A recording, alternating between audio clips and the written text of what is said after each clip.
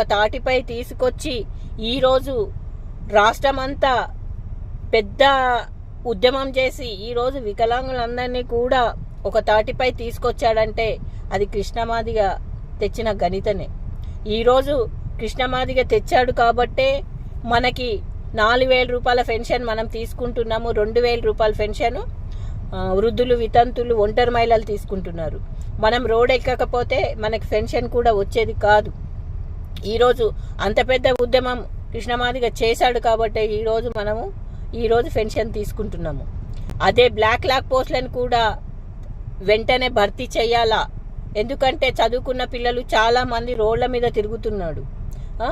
ఒక వికలాంగులకి లోను ఇచ్చి ఎవరికైనా ఒక 5 లక్షలు 2 లక్షల లోను షూరిటీ లేకుండా ఇచ్చి కల్పించి మనకి ఒక దారి చూపించిండా అంటే ఎవరైనా చూపించారా?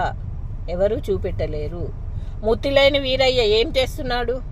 ముత్తిలేని వీరయ్య ఏమన్నాడు? చైర్మన్ గారు మన గురించి వికలాంగుడు కాబట్టి వికలాంగుడు ఒక చైర్మన్ అయిందంటే మనం అందరం కూడా గౌరవిస్తున్నాము, సంతోషిస్తున్నాము. కానీ ఒక హ్యాండిక్యాప్ ఉండి కూడా అతను మన గురించి సీఎం దగ్గర కూడా ఒక లెటర్ రాసిచ్చే అంత హోదాలో లేనప్పుడు అతను ఎందుకు రాజీనామా పెట్టి పక్క కూర్చోమని చెప్పండి.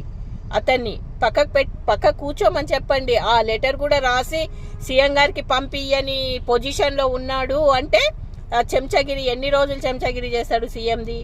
సీఎం చెంచగిరి ఎన్ని రోజులు చేశాడు? వికలాంగులకు మోసం చేసుకుంటా నేను వికలాంగుల అధ్యక్షుడిని, నేను ఒక చైర్మన్ని అని చెప్పుకోనికి కాదు. నువ్వు వికలాంగులకు ఏం చేస్తున్నావు?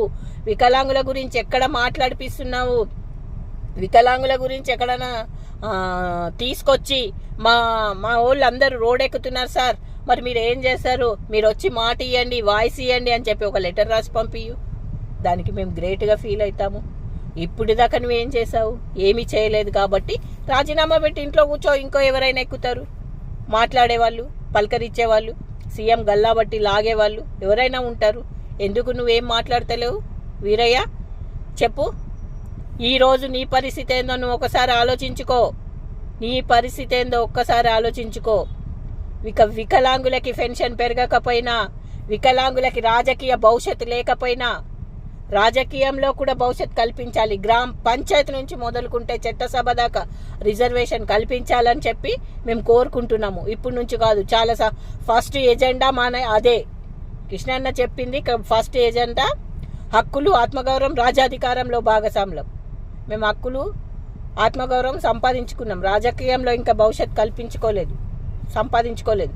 రాజకీయంలో కూడా మాకు అవకాశం కల్పించాలని మేము చెప్పడం జరుగుతుంది. ఇంకా నీ సంగతి ఏందో సీఎం గారు మేము ఒక ధర్నా పెద్ద ఎత్తున చేస్తున్నాము.